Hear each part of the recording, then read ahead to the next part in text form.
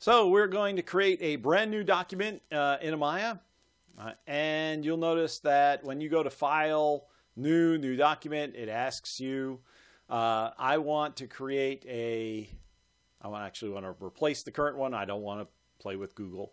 And I just hit Create.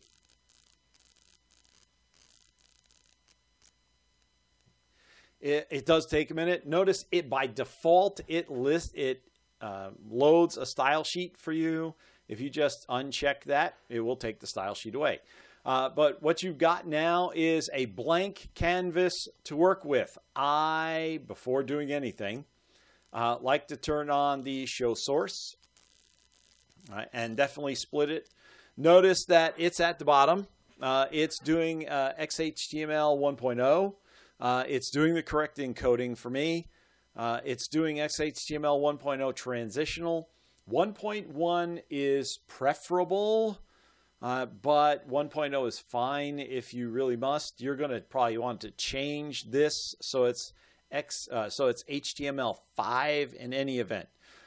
If you change it here inside the GUI, it's going to yell at you because it won't know what you're doing. So I suggest that you do all your formatting, do everything you want as far as a GUI editor, then get to the end, load it into your text editor, whatever that is, and then change the doc type at the end. It will just save you a whole lot of grief. Notice for the head, it's telling you content type. It's telling you the character set. This is where my title is, and I would like to change the title. And if I just type in trial as part of that, notice that it's going to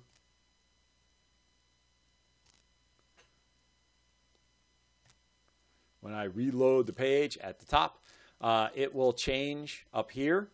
There is a slight lag, but if I go from typing down in the source and I click up in the top, this changed from new to trial. It does say that, meta name generator Amaya. It's nice to leave that in there. That way people know that you are developing in Amaya. The other benefit to developing inside Amaya is, very simply, it auto corrects for you, which means it is its own validator. If you generate a web page in Amaya and then you go to validate it, it will automatically validate properly for you. Notice this is the body tag, and so I just want to give myself a little space in the body tag. And now you can go ahead and notice up here you can insert a paragraph tag, or you could just type in the actual tag. Either way works. And what you do is, even if I want to be up here in the GUI part,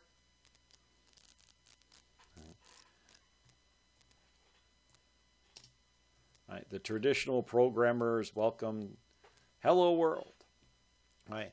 And if I then click down here, notice it comes up hello world.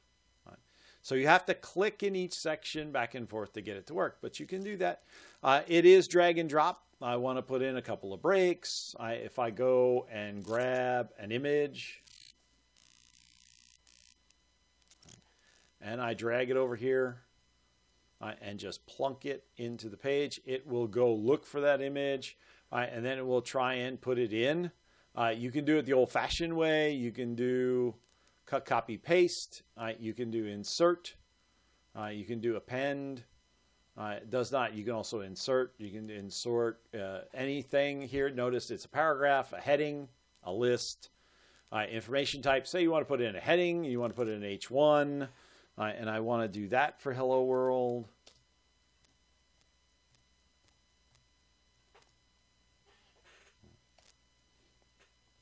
I click down here, and it updates down here as well. Notice it gives me the empty paragraph tag because I hit enter to give me a space. If I want to insert a list, an unordered list, an ordered list, or a definition list, let's do an unordered list because that's the most fun. If I just put in some text of any kind, notice that because mine is a little sketchy because of the build, it does not show the bullet, but if you save it and then you load it in another browser, it will come up. It works perfectly fine. You hit end at the end of the list. If I go, right, notice I get unordered list, list item, list item, list item, unordered list. All right, and there are the buttons. At the end, if I want to insert an ordered list, it will come up by default with the 1. Again, if I just put in all kinds of text, random letters, it will give you 1, 2, 3. Notice if I go down here, I can change the ordered list. I can tell it what I want to start with. I can tell it to start at 2, 3, 4. I can do Roman numerals. I can do anything that I want that I would normally do with an ordered list. But I have to physically put that tag in there. I will have to alter that tag if I'm going to do this. If I want to insert a graphic, I can do that. Notice it gives me a huge number of graphics to choose from. It will allow me to do an image map. Right, so I can take a particular image and create an image map from it. I do not need a whole separate thing. If I want to insert an image, it will let me do that as well. It will yank up a search box and it will allow me to go search for an image and then go load the thing. Most of that can also be done from this right-hand side.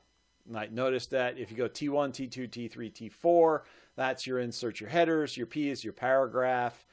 This is a formatting area. It gives you lists. It gives you different font styles and colors. Inserting anchors into a page or just inserting a link into a particular page. And again, over here is your style sheet. Where you would want to insert any of your styles. So if you want to link to a style, if you've got an external style sheet that you have created for some other project, or if you want your website to have a common look and feel, what you would do is, get rid of the one that they give you as the, the default that it comes up with. Just hit this little plus sign. It will go ahead and give you a list. You go browse through your computer just like you would normally do. Pick the file that you want, hit open. It will appear in this list with a check mark next to it, and you will get your style to be applied to your particular sheet. You can also open that style sheet in Amaya, and you can edit that in exactly the same way. There you will not need a top and a bottom because it's just going to pull up the source for you. And you're just going to edit it as if you were in a regular text editor. But you can have multiple tabs open. So what you can do is you can have your web page on one tab. You can have your style sheet in another. You change the style sheet dynamically when you come back to the other tab and click on the web page. It will update the web page with the style, and you will get to see it happen live. You don't like it, you go back, you edit the style sheet, you change it, and that'll be fine. It's finally there, look. And it can go ahead and grab an image for me.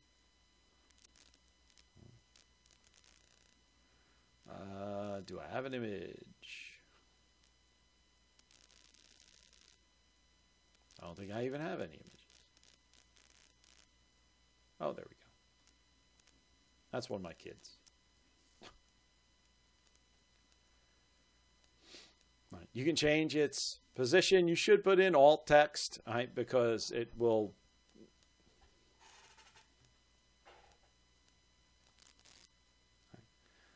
That's my son many years ago, actually. Now, on a pony. He is now almost as tall as I am. He's about 6 foot, maybe 5'11". And he's 11 years old, so that is definitely a whole long time ago. And if I click in the bottom, it updates. Right, it gives me my alt tag, pony, the source file name, right, the width, and the height of the picture. I can change the width and the height. If I change those pixel values, this thing will either shrink or grow. Please remember, if you try to make the picture bigger, it may pixelate on you and do really bad things. All right, so you probably want to stay at the size of the image or smaller. You can always make it smaller. And if you want to make it bigger, go to something like PaintShop Pro or the GIMP and use that to enlarge the thing. All right, but don't do it inside your web page. So that's the basics of how to create a web page. Of course, you can just go up, you go File, Save, or Save As, or Save All. If you have multiple tabs open, you do Save All. It will save everything. So you can dynamically create this thing and have all your pages open for your site at the same time and see how they're all being affected. And then when you say Save All, basically it saves your entire website for you, and you're good to go. Notice if you could set up the web nav before if your host accepts that, and then you can also just instantly shove all this stuff right up to your website as you're updating and loading things. I hope those have been helpful and that you will be using Amaya to build at least one of the pages in your website for the class project.